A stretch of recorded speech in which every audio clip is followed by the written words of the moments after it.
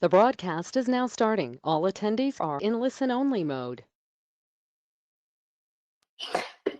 Welcome and thank you for joining this morning. My name is Fazila Gopanali, as many of you know.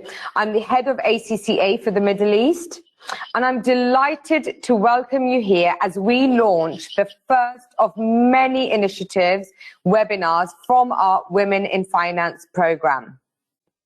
The ACCA Middle East Women in Finance program has been designed to help you navigate your way up the corporate ladder by talking about issues that really matter. Over the course of the year and beyond, we will be teaming up with successful business leaders from across the region, industries, and job functions to bring you a wealth of information, knowledge, and learning opportunities. More about the Women in Finance program can be found at www.accame.me. And you can click on the Women in Finance tab, and here you will find all of the latest articles and a list of the forthcoming events, whether they be virtual or face-to-face. Leading today's session, I'm delighted to introduce you to Trisha Evans, who will be speaking to you on the topic of how to be successful on purpose. We welcome any questions which Trisha will answer at the end of the session. If you can place them in the Q&A box in the side panel, or you can use the chat function. So, without further ado, I hand over to Trisha. Okay, thanks Fazila, and good morning to everybody here. And I'm delighted that this is the first session, the kick-off session for the Women in Finance agenda, so that's great. And I think it's pretty relevant anyway, because a title like Be Successful on Purpose, it really is important, and it's sort of all-encompassing. So it's a great place to start. Just so you know who I am, I'm a business coach, and I've been a business coach for 28 years, literally, in the UAE. So I was the first coach in Dubai, and in 1993, I was seriously ahead of my time. But I think where that's relevant for you is I've probably coached about 7,000 people, predominantly in the Middle East. And I see patterns, I recognize patterns, and there's some stuff that never works. There's some stuff that always works, and there's some stuff that sometimes works depending on you. And what I want to do today is share a whole load of stuff that's going to really make you think about you and your style, going to make you think like crazy. And it is about staying relevant. I think the world has changed completely, irrevocably. It ain't going back. And I think it's really important for us all to stay relevant. So just so you sort of know the sort of areas that are going to be covered, I'm going to make you think about the whole leadership thing and you. You know, where are you in that journey? And also about the stages of the impact. You need to be good at certain things at certain times of your career. And I'm going to make you think about these patterns and where you are. Leadership in the new normal, I mean, the world really has changed. And so things are different. And I think it bodes very well for women, as you'll see later on. And then a couple of things at the end, which is so critical. Emotional intelligence at work, it is the single biggest differentiator ever. It's just huge. And so we definitely look at that, of why it matters, why it counts, and why it's important as a leader. And then the last bit is spending your time where it counts. You can listen to 100 webinars, you can go on loads of leadership programs, but if you do nothing about it, then nothing changes. So, you know, and that's a choice. So I've got, Tom's looks great, yeah, being my sort of behind the scenes person today. So next one, please. I want to set the scene, first of all. This is the model that sort of underpins everything I do as a coach. And I want you to start thinking like this as well. It's an incredibly simple model. It's about identifying where you're starting from. And I think of that as point A. And it's about getting real about where you're starting from. It's then sort of deciding what you're aiming at. You know, so what is the goal? At work, at life, in life, you know, whatever. And that's point B. Now, once those two are clear, you get a sense of shift. And once you know that shift, you know where you're starting from, you're realistic about that, you know what you're aiming at. It's then about doing the stuff that gets you there. Now, what I find as a coach, I find women can get so caught up in point A. This is all about imposter syndrome. I'm not good enough, smart enough, clever enough, attractive enough, whatever enough. And often they say, I'll just do one more course, I'll just do one more thing. And I see far more women get stuck on A and not thinking they're good enough than I do guys. Deciding what you're aiming at is really important as well. And I will constantly be amazed how few people have goals for their life and where their work fits into that. And if you don't have goals, you know, that you've decided what you want to do, what you want, then you sort of be jerked around by other people all the time. And that may or may not get you to where you want to be. But it's about stop, think, focus. And that's what I'm going to take you through today. The two things at the bottom, honestly, these are just so important. 38 years as a coach, success is never an accident. It's a decision. It's something you decide, and then it's the process. You put something in place. Of course, you can be lucky in certain areas, but it's just not an accident. And what I want you to do, and the really important stuff, is to shift from unconscious, same old comfort zone stuff to truly conscious choices, because the results end up different. So if you want to the next one now, and I'm going to sort of give it, there's 3 quotes that I think are pretty fundamental to set the scene. And as I go through these, I think have a pen and notepaper to hand. There might be stuff that you think, whoa, I can use that. Because as we go through, I'll not only present and talk about sort of things, but I'll show you where you can use them. Because leadership's about doing, it's about enabling, and it's about, being successful on purpose is actually about doing something different usually. So these quotes will really help to set the scene. Okay, there's 3 of them. This is the first. I love this. Jane Goodall, a great sort of conservationist. She's a wonderful woman. You can't get through a single day without having an impact on the world around you. What you do makes a difference, and you have to decide what kind of a difference you want to make. I love that quote. It's so important, but it's all about you deciding. It's about a conscious choice. It's not just drifting and letting things happen. It's about making a conscious choice what you want to happen. And the next quote on the next one is from a poet called Rumi. Now, this is so important, and every single person on the planet needs to see this. The truth was a mirror in the hands of God. Don't get hung up on the God thing, but the truth was a mirror in the hands of God. It fell and broke into pieces. Everybody took a piece of it and they looked at it and thought they had the truth.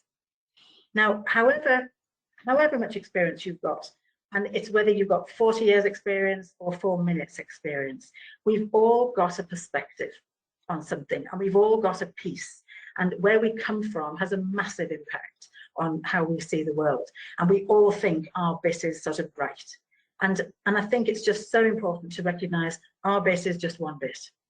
And what I'm going to do is take you through a whole series of stuff, and yeah, the next model, please, a series of models and things which will really make you think. This is fundamental. I'm a bit of a learning junkie. I'm always going on courses or learning new things or going deeper or adding value. And I went on a facilitators program recently. Now, I was trained 30 years ago and I've evolved so much ever since. This took it to another level.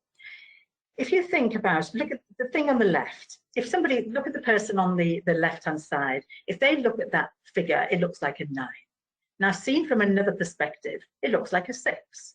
And it's very difficult to, see somebody else's perspective, unless you put yourself in their shoes. And I love this quote: out beyond the ideas of right and wrong, there's a field. I'll meet you there. Now, I think this is so powerful. It's not true. Because one thing I learned from this facilitator program, and one thing I've tried to do as a coach all the time, it's creating a space that's safe, and really safe, really safe. And it's where you feel seen for you, who you are, what you're good at, somebody who's on your side, not just agreeing with everything you say, but really who gets you, gets where you're coming from. And a safe space. I work with so many people, and I've coached about 7,000 people now. The things that come out more often than anything else are how overwhelming life is, how lonely life is, and how it's unsafe. And I think if you can create a safe space around you for people, sort of in your family, if you're a parent, for your kids. And I think for me, I've got a daughter, she's 24 now. But for me, the hardest thing about motherhood was recognizing that it's not enough to be a good mother. You have to be a good mother for the kids you've got. not the kid you sort of hoped to get or thought you would get or whatever. And this is to do with emotional intelligence, creating a space that's safe for people around you, be it in your family or in work or with your team, so they really feel seen. And I think I'll come back to this later, because this is tremendously linked to neuroscience, and it's tremendously linked to what's needed post-COVID. They talk about mental health and safety. So that was just to sort of set the scene. And so next one is there's a whole chunk of things now, and I'm going to take you through a few models. I'm going to get you to talk, put things in the chat box in a minute. And I'm going to make you think about you and where you are in your career, where you are now. So the first model, please, the next one. I want you to think about yourself, because at different stages of your career, there's different stages of leadership impact. Now, stage 1, down the bottom, that's when people are new at their role. So basically, you're just learning. You're learning what the heck it's about, you're learning how things fit, you're learning what to do. Now, stage 2 is when you start getting good at stuff. You really develop an expertise, but it's still a solo contribution, so it's managing yourself. Now, stage 3, which is a yellow bar, you then move it to a stage when you can be managing other people. Now, the little arrows on the left-hand side, once you move into stage 3, what you need to be good at changes, and what you're judged on changes. And I coach a lot of people at transition stages because their job title changes, but their behavior doesn't. And it's really important that you recognize, what do I need to be good at this stage? So that's stage 3. Now, the advanced stage 3 is where you're actually leading leaders. So you're leading a team, you might have 6 direct reports, and each of them are leading a team. So, and that's a different dynamic, because then you're leading professionals as sort of who are themselves leaders, again, a different skill set. And then ultimately you get to stage 4 if you stay in a business long enough, where it's very much strategic, global vision, very much big picture. Now, what I'd like you to do is write in the chat box, what stage are you at? Stage 1, new to the finance world. Stage 2, getting quite good at it, developing capability and expertise. Stage 3, are you leading other people? Do you have a team? Or stage 3, advanced 3, are you leading leaders, which is different? Or stage 4, which is the very senior. So we've got stage 2 so far, which is the solo expertise. Anyone else? Just put sort of comments in there. Just stage 3. Okay, so someone there leading other people. Stage 1, somebody new. Okay, stage 3. Okay, keep them coming. Stage 2. Okay, we've got a mixture so far of stages 1, 2, and 3. For those of you in stage 1, I mean, I really wish I'd known this stuff when I was starting in my career. So good for you being here, because this is really useful. And stage 2, when you're starting to get really good, you will almost certainly be on the list with your organization for people who are promotable and, go to next level. And if you're at stage 3, your job has shifted. Your role has shifted from being a solo contributor to actually enabling other people, getting results through others. So it's a different skill set. It's okay, a nice balance of stage 1, 2, and 3 there. Okay, so remember, it's different stages, different things, and it's so important that you have a conversation and you stop and think, between stages 2 and 3. Stop and think that, what do I need to be good at here? And if you don't know, talk to your boss. You should be having great conversations with your boss anyway, but this is super important. Now, the next model, please, is this sums up the difference between managers and leaders. And sometimes it's to do with how junior or senior you are, but the leadership stuff it's not a job-related thing. It can be anything. Now, I don't know how many of you have been on leadership programs or whatever, but this is such a useful thing to know early on. The thing on the left, the post-it note on the left, managers get things done. They're great. They're action men and women. They, short-term plans, a project, they make things happen. They juggle, problem, fix it, problem, fix it, problem, fix it. And they're improving all the time, constantly juggling. And that's great. But, it's relatively easy to get good managers. And I'm sure everyone on this call is fabulous at that. I'm fabulous at this. But The things that move a business forward, the things that move you forwards, are sort of the stuff on the right, which is leadership is different. It tastes different. It looks different. It feels different. Because if you've got a boss who's still just stuck on the left, busy, busy, busy, doing, they haven't got much perspective, and they probably won't be very effective as a leader. Leaders actually boost their own and the whole team's capability month on month. And literally, so that if you're operating at this level this month, you're operating at a higher base, and you're doing the routine stuff quicker, better, faster, smarter all the time. And what they do is very specific what they do, and the first two are connected. Leaders are able to stand back and see the big picture. Now, what I'm doing today is almost forcing you to stand back and look at the big picture. And it's about recognizing patterns, because there are very clear patterns throughout our life, really. But if you haven't seen the big picture and have a vision, there's a reason for why you're there.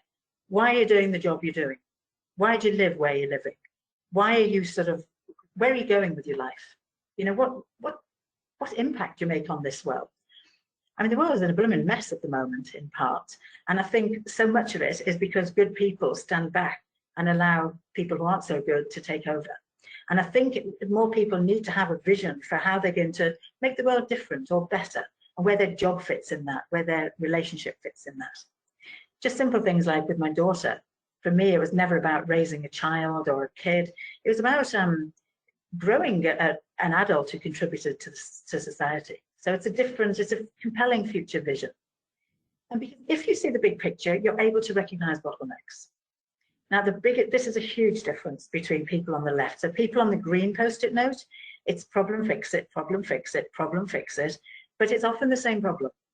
Whereas a leader, because they're able to stand back, they say, why is that problem happening? Let's put something in place to make it go away. They're identifying the bottleneck and they're freeing it up.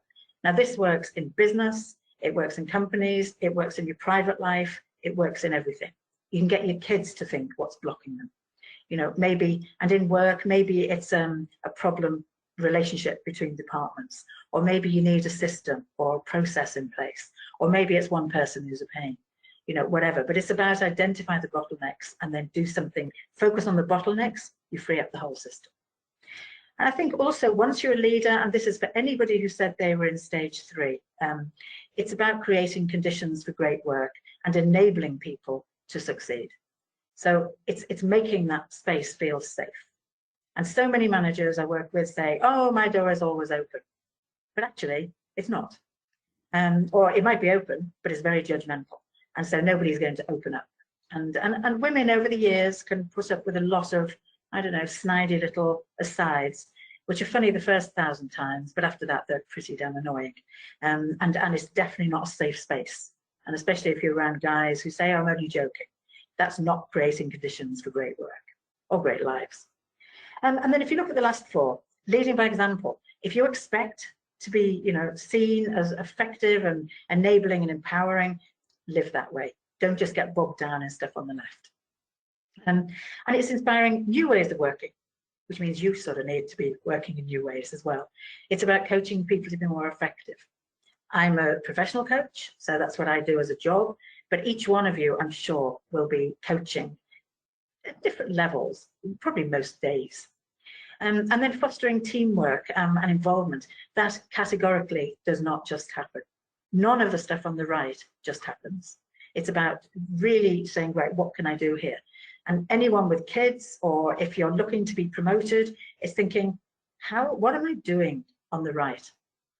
I coach a lot of accountants and lawyers who made partner in, you know, the ones in private firms. And invariably, I'll talk to people and they've been stuck sort of on the left-hand side. So they're extremely good deliverers. But actually, that's fine, but it doesn't get you made partner. Because if you're in an accountancy firm, for example, partners, it's about bringing in the business. It's about having the vision. It's about running it like it's your own business. And so it's the stuff on the right, the leadership stuff, and coaching people, inspiring people. And women in general, I find, do all the inspiring and coaching and teamwork stuff more naturally. It's a sweeping generalization, but they tend to do it more naturally.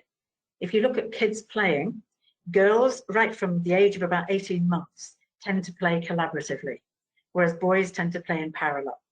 Not right, not wrong, but it's different. So we've had a lot more practice at collaborative working by the time we're adults, because really we're all only 5-year-olds grown up. And, you know, so we're naturally good at that, but women often don't realize that they're good at it, and they don't document it, and they don't allow it to be seen as something good.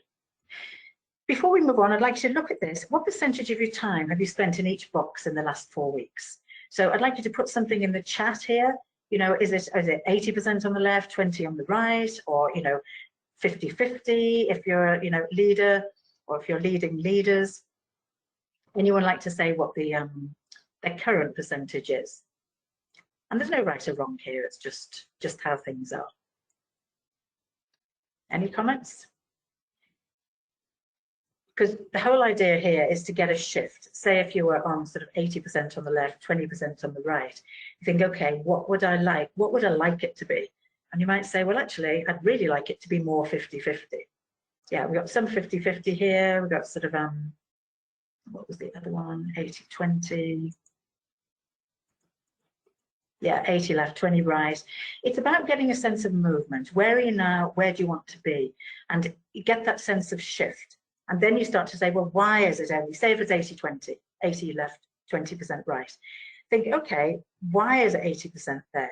And it might well be that you haven't got anyone to delegate to. Yeah, somebody else 70-30. Maybe you've got no one to delegate to. Maybe you don't trust your people. Maybe there's too big a gap between you and the next person. But as long as that's your bottleneck then, because as long as you've got that, you will never have the space to do more stuff on the right. So 40-50. Okay. That doesn't add up to 100. But anyway, so that's it's an interesting model, and it's about thinking, okay, where am I? Am I spending my chunk of time on the left and chunk on the right? How am I standing out? The stuff on the right, people stand out. So they talk differently. The language they use is different.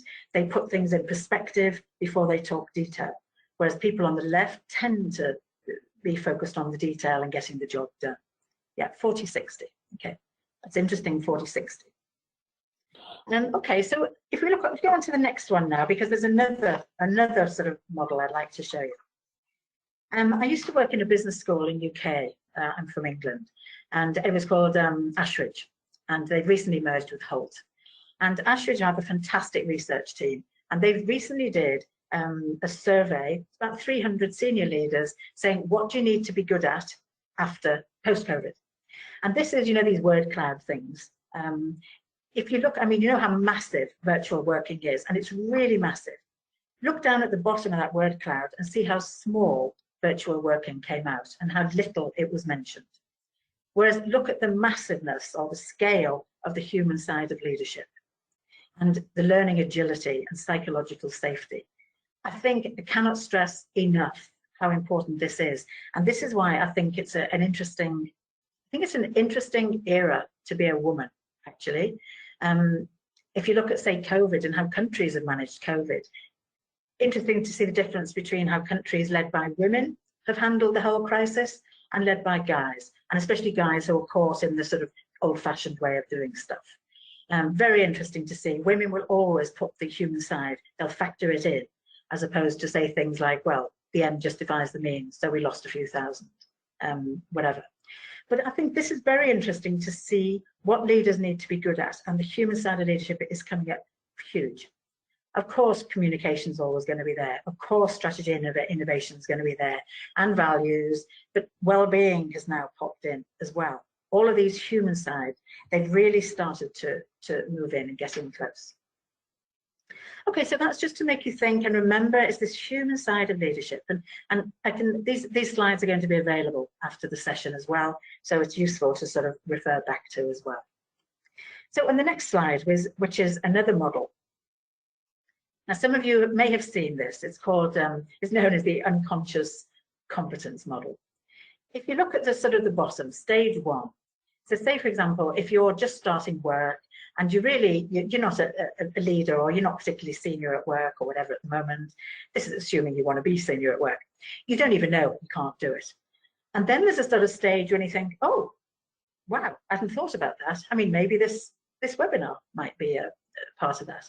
But there's an awareness that you think, oh, okay, well, I would like to do something a bit different here. And then you become very aware that you can't do it. So that's your conscious stage 2, and they call it conscious incompetence. But you're aware that you can't do it. So you then think, right, okay, I need to learn about this stuff. And that's when you start learning and growing and doing courses or getting feedback or whatever.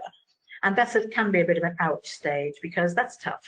And you get to a stage where you're consciously competent. Like, imagine learning to drive.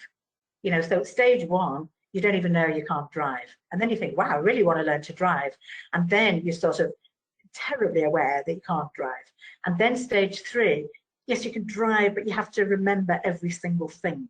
You need almost a checklist in your head. Now, stage 4 is when you literally do it so often, you get to a stage of mastery and it's second nature to you. And that stage they call you're unconsciously competent. So it's really interesting. So many of you will be in the stage between, you know, moving into conscious competence and then trying to get to the next stage as well. But learning new stuff is always tough. I hear so many people talk about what is easier to stay in my comfort zone. And at one level it is. At another level, you'll fall behind because the world's changing around you. If that's what you want, that's fine, but don't whinge. If you're not going to learn new stuff, develop yourself, don't ever complain that you're not promoted.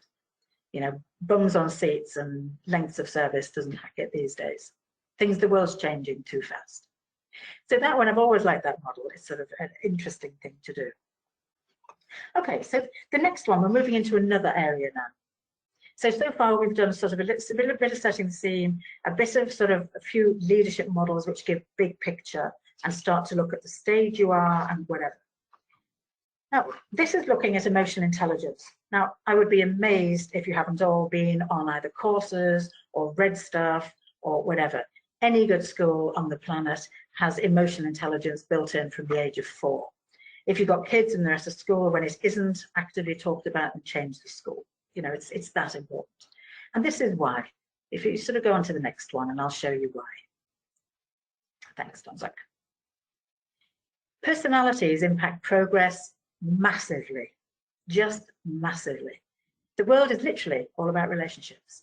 And if you think about people in your world, it could be at home, it could be your partners, it could be your kids, it could be people at work, it could be your boss. People who are good at relationships, things flow, it's easy. And, you know, people who are good at the connections, you know, there's a lovely flow to that. There's an energy. There's an energy. This is all about energy. And our personalities just have a massive impact on relationships. And shortly you'll see sort of where. And our backgrounds do as well. And I think it's so important that we all know this. I'm from England. I'm from a place called Liverpool in the northwest of England. And I've got 4 brothers. So basically, I was raised as a boy. You know, 4 brothers. I've got my own private mafia. But I swear I was 21 before I even knew men and women were treated differently in this world. And it is still mind-blowing to me that we even need to discuss diversity and inclusion and equality in the year 2022. But sadly, we do. And I think sometimes we make it hard for ourselves, you know, as women. But our backgrounds have a huge impact on us and our view of what's right. And so my view of what's right is total equality.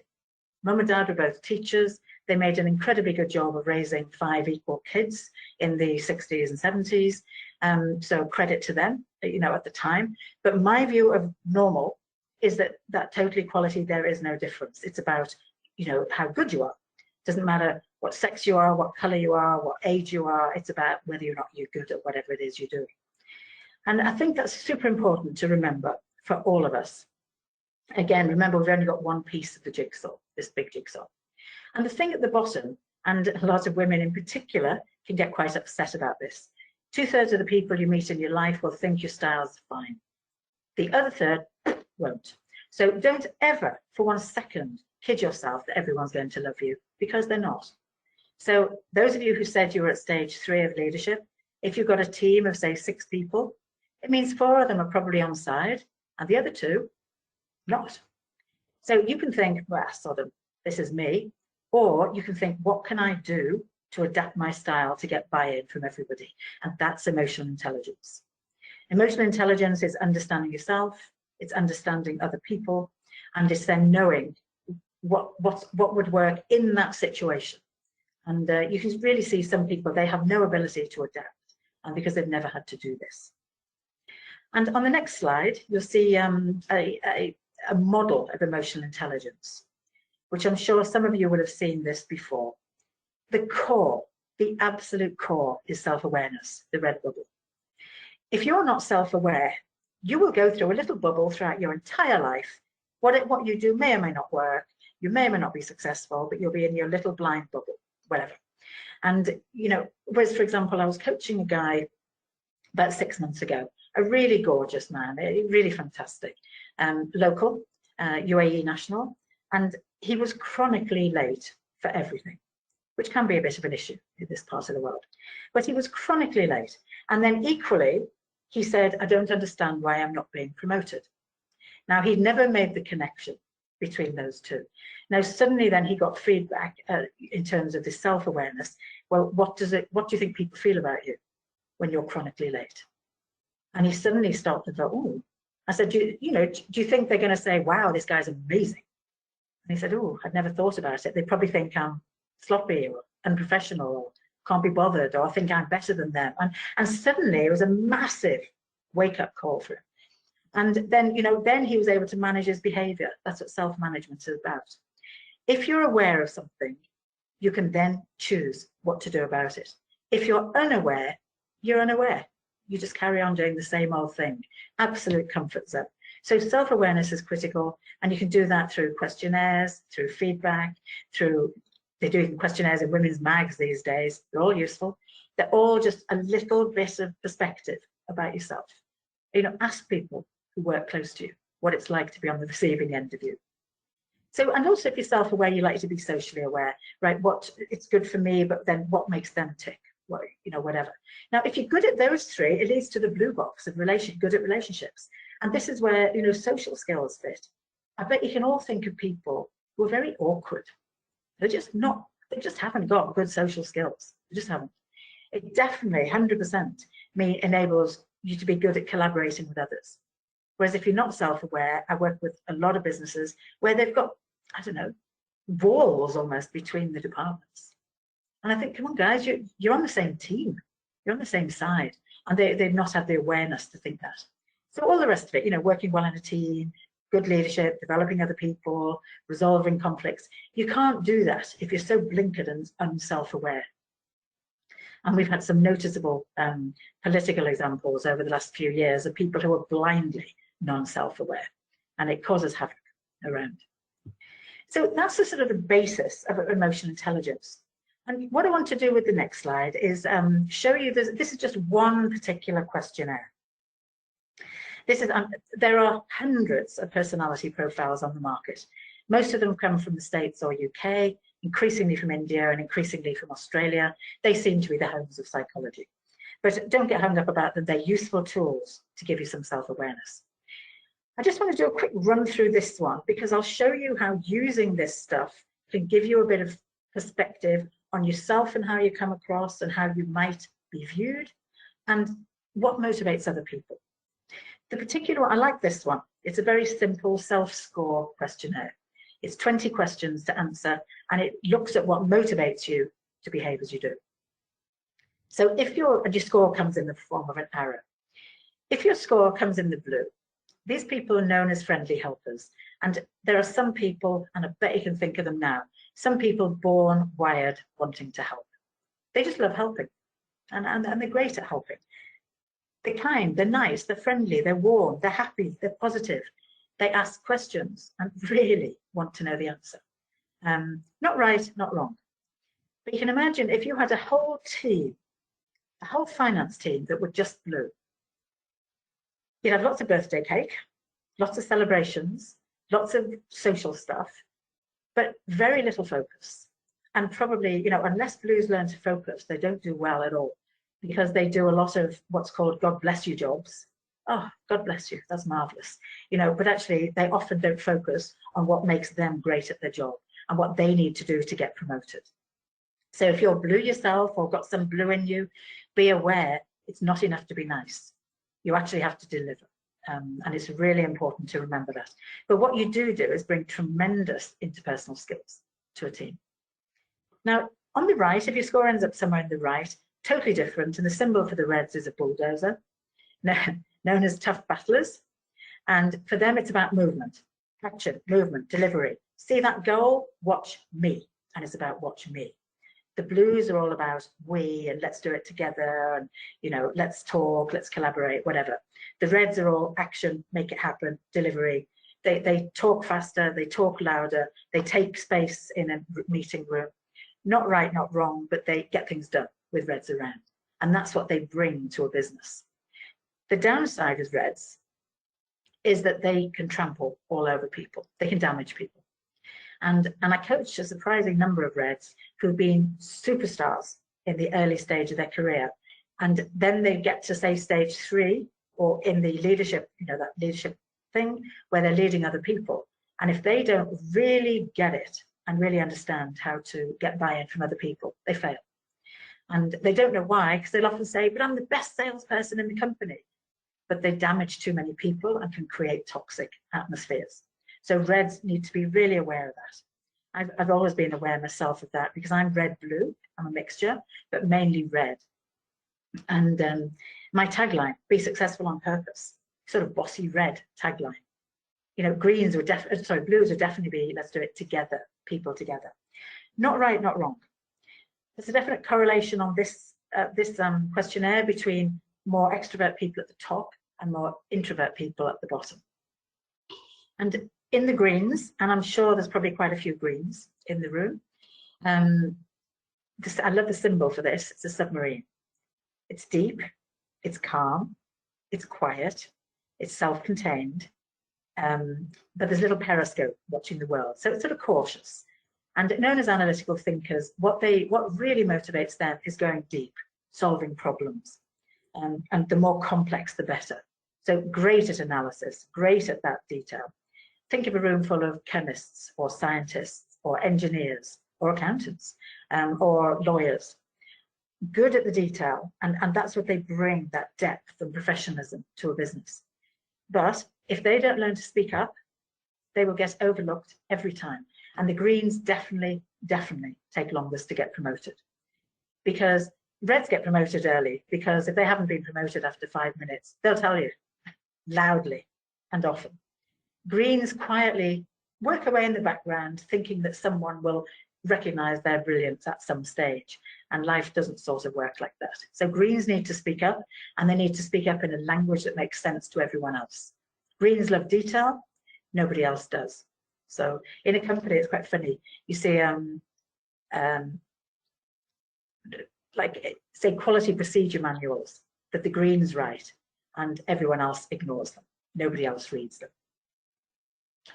So in a business, any business, can be your company, my business, a multinational.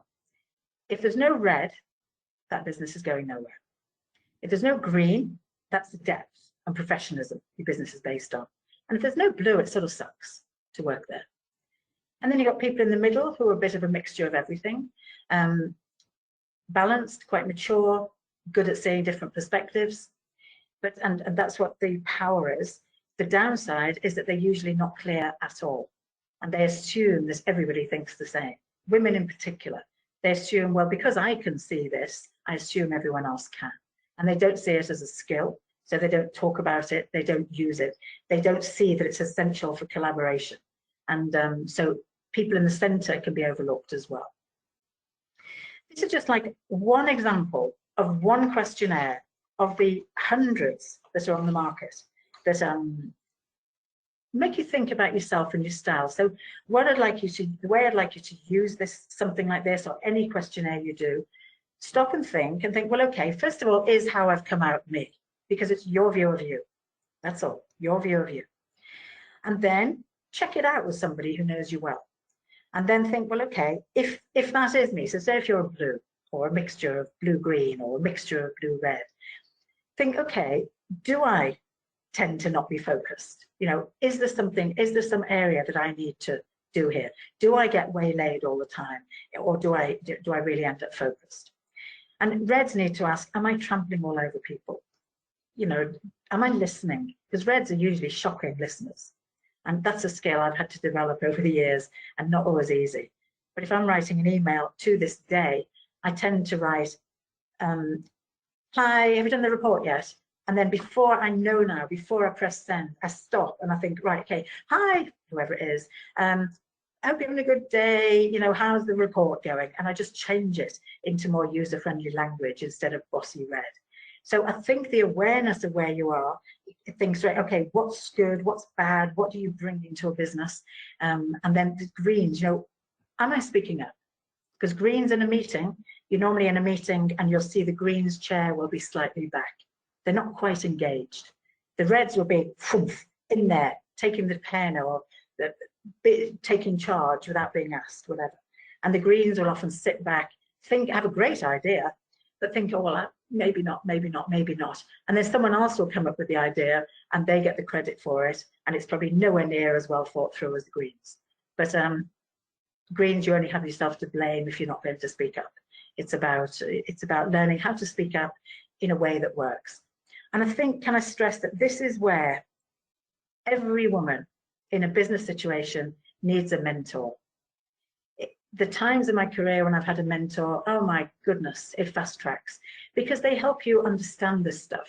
They help you see yourself. But most of all, it needs to be someone you feel safe with. If you feel safe, you're happy to explore and you're happy to say, well, look, I'm afraid to speak up, or I'm afraid to do whatever. If you don't feel safe, nothing works. When we don't feel safe, everybody closes down, everybody. So this is such an important role. And I think as women, we can do that. We're good at this stuff, but we need to do it, and we need other people to realize that it's actually a skill. So that's just a tiny, tiny glimpse at one questionnaire out of hundreds on the market. See it all as just information to help you become more self-aware. You know, do these things, check them out with other people, ask them, get yourself a mentor if you haven't already. I mean, I've nearly always have a mentor, and at the moment there's two people I'm quite close to, but we spend about every 3 months, we spend a day looking at each other's business.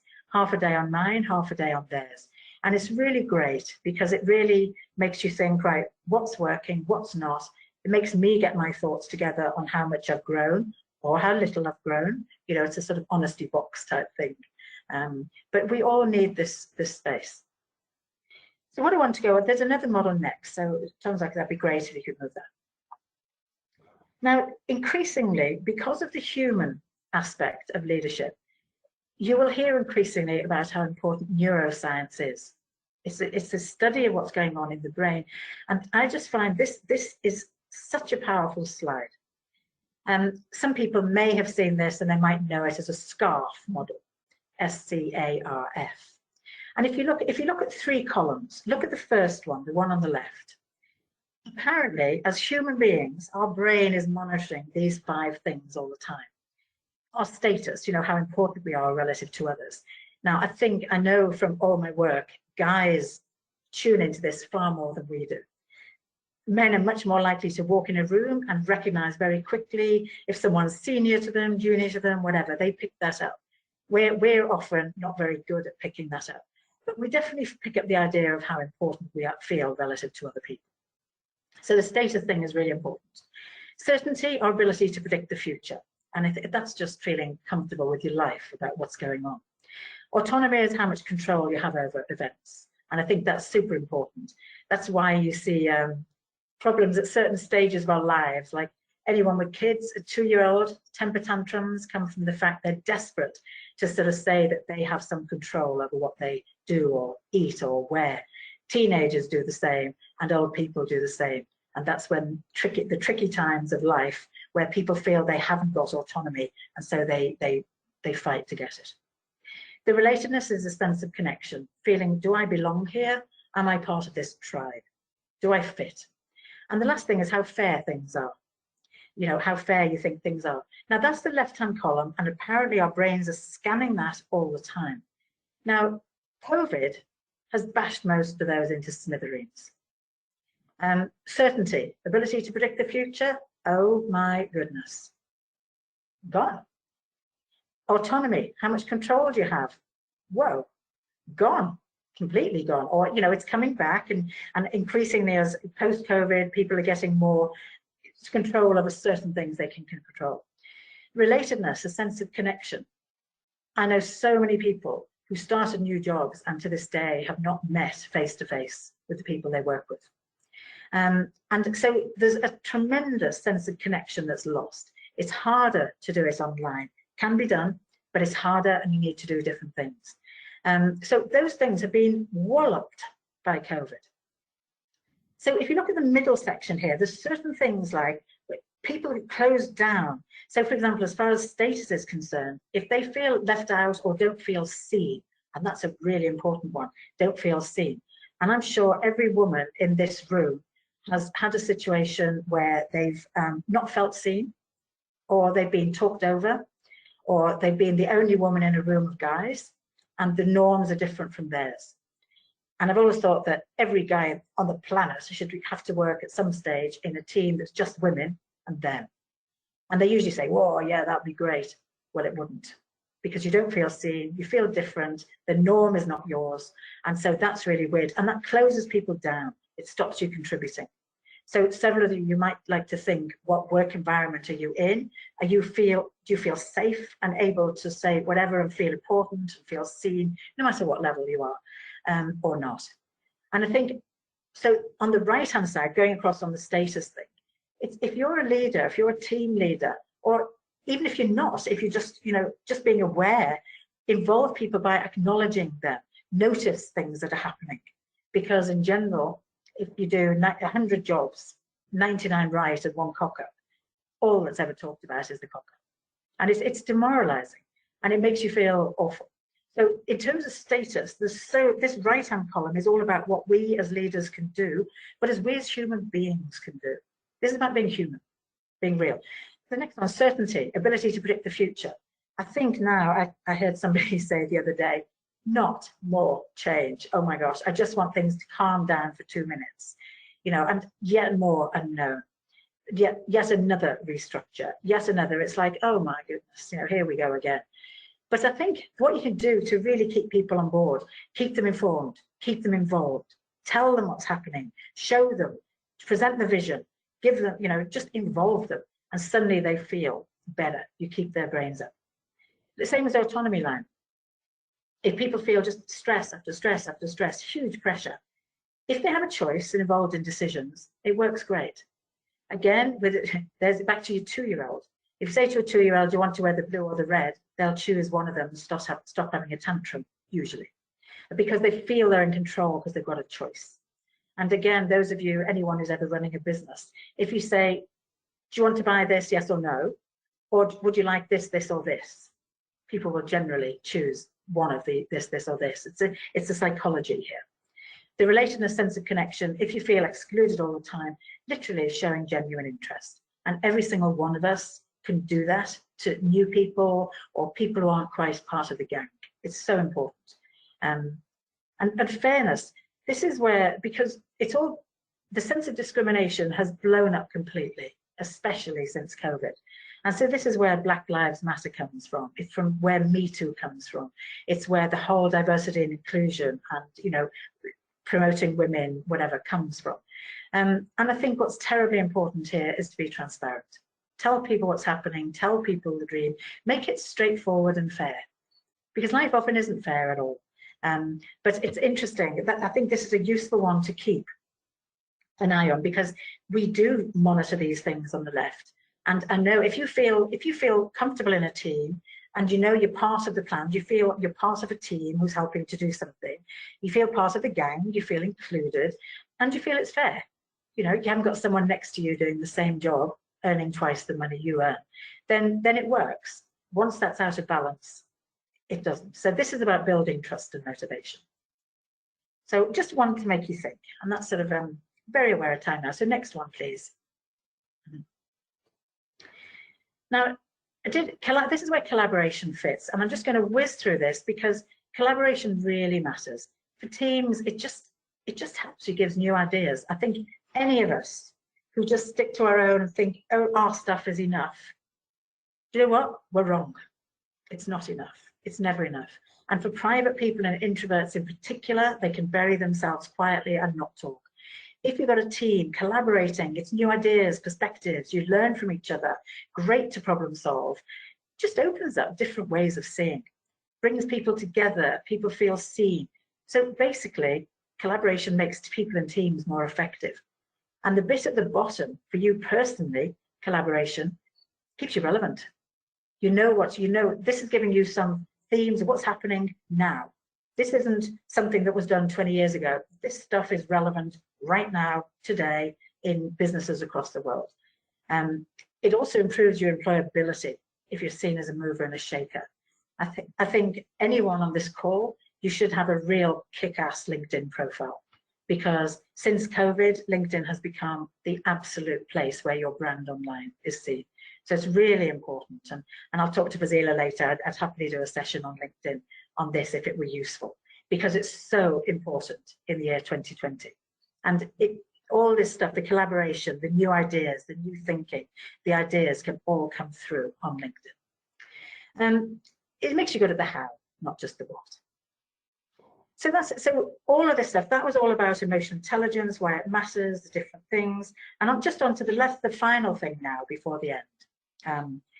So the next one, please. So it's about spending your time where it counts. You can know everything there is to know about being successful on purpose, at work, at home, whatever. If you don't do anything about it, nothing will change. So I want to show one model, and for me, this is a game changer for life. It's an old one, thanks. It's about spending your time where it counts. As say on the chat box, if any of you already use this, you know this fine, because it's been around a long time. Stephen Covey made it famous. I think it was Eisenhower or someone, I think someone like that who originally did it. Basically, it's a model that looks at things. If you've got something important, urgent stuff in your life has a deadline. Not urgent stuff doesn't have a deadline. Important stuff moves you towards your goals. Not important stuff doesn't move you towards your goals. So, for example, I was working with 3 lawyers recently, 3 female lawyers. Really, I mean, they were fantastic, all 3 of them. They were early 30s, smart, intelligent, good at their job, focused, successful, all married, whatever. One of them said, right, my point B, where I want to get to, I want to be made partner in this firm, and as quickly as possible. Lawyer number 2 said, I've just had 2 kids. I need more balance. I want to be good at what I do, but I want to be a good mom too. I need more balance. And the third one said, get me the hell out of law. So their point B was very different. And so we used this model and said, okay, anything was important, helped them achieve what they wanted to achieve. So for the one who wanted to be made partner, anything that helped her achieve that was important. For the one who wanted more balance, anything helped to achieve that was more important. For the one who wanted out of law, anything that helped to get out was, important. So this does not work unless you have goals, and not just for work. It's I've never been wildly impressed by people who work, like say, oh, I worked till 4 in the morning every day this week. And I'm thinking, wow, am I meant to be impressed? It just sounds very disorganized to me. Not much planning, but we all have to do it occasionally, but when it's a habit, it's crazy. Okay, bottom left box. And if you think about yourself and how you spend your time doing this, bottom left, we all do stuff. Is it urgent today? No. Is it important? Does it move you forward? No. That's watching too much TV, too much time on social media, too much time with people who drain your energy, just stuff that makes you feel worse, really. And I'm not talking about watching a movie because you need downtime. I'm just talking about just a bit of mindless stuff, really. Be aware of when you're doing this and limit it. And on that triangle, the blues can spend a lot of time in this box. Blues can also spend a lot of time bottom left. The blues can be so powerful, they learn to focus. Right, bottom left is your killer box, and it's the killer box for a lot of women, I find. Is it urgent? Does it have a deadline? Yes. Is it important? Does it move you personally forward? Not particularly. This is things that need to be done, but not necessarily by you. This is when you go home from work and you've been busy all day and you think, what the heck have I achieved? Feels like nothing. And this is where it's usually other people's priorities. This is about delegate if you have people to delegate to. This is about if you have to do it as quick, efficient, as possible, efficiently as possible. It's like making beds at home. It doesn't, making beds at home doesn't make the value of your house go up, it just brings you back to where you were yesterday. So the bottom two boxes keep you ticking over. Top left, this stuff will find you. It's got a deadline and it's important, get on with it. Clear deadline, consequences. Do that, do it well, get better and better and better at this every month. The bit that changes your life, is it urgent today? No. Important? Very. Activities with no real deadline, but it helps you achieve. So it could be attending this webinar. It could be spending time on planning. It could be spending time learning new stuff. It could be spending time keeping fit. And I gather there's a lot of ACCA people doing lots of running at the moment. It could be just getting that, taking time out, you know, whatever. And this, if you don't schedule this stuff in, it won't happen. So that is so important, and it'll mean your life is very, very different. So the very last one, because I'm very aware of time, so last one, please, time's up. I said at the beginning I wanted to make you think. So I hope that's been food for thought. I hope you've captured a few ideas, but definitely you'll get these slides are available to you afterwards if you want them. My idea and a tip from a coach, if there's something that's been aha, or you think, wow, that's great, or I must do that, write it or display it somewhere where you see it often. I have important stuff. I have a reminders board on my notice board here. I have stuff on my bathroom mirror, and I have stuff in my diary. And I have stuff where I make the coffee in the morning. I have stuff there. So, and then write, okay, what do you need to do? Because it's only by doing something very, very different that things will happen. Okay, very aware of time. We're now on 12. I know you're busy. And let's see some things. Sometimes the culture and system in your organization force you to be a manager, not a leader. Yeah, and maybe then you need to think, how long do you stay there, or what can you do to change that system? So, or else, you know, you're not going to get experience that will make you very marketable. So the people, it's gold dust is on the leaders, but I understand it can be frustrating if you're in a place that doesn't support that. So I'm going to leave it there and let you get back to your daily work, and thank you for spending time, and great to see you. Connect on LinkedIn. My name is Trisha Evans. It'd be great to connect on LinkedIn. LinkedIn's a fantastic networking platform, and we women, the power of the sisterhood is amazing. So connect with me, that would be really great. And okay, and thank you for your time. And a big thank you for Tonzo for being my backstop for the whole webinar. So thanks, Tonzo. And thank you, Fazila, for setting this whole thing up. Bye, guys. Thank you, Trisha. Thank you. I'm sure we were all making notes during this session, and we've all found it extremely useful. So appreciate your time and look forward to seeing you in a future webinar on our Women in Finance Forum. Great. Bye, everyone. Bye.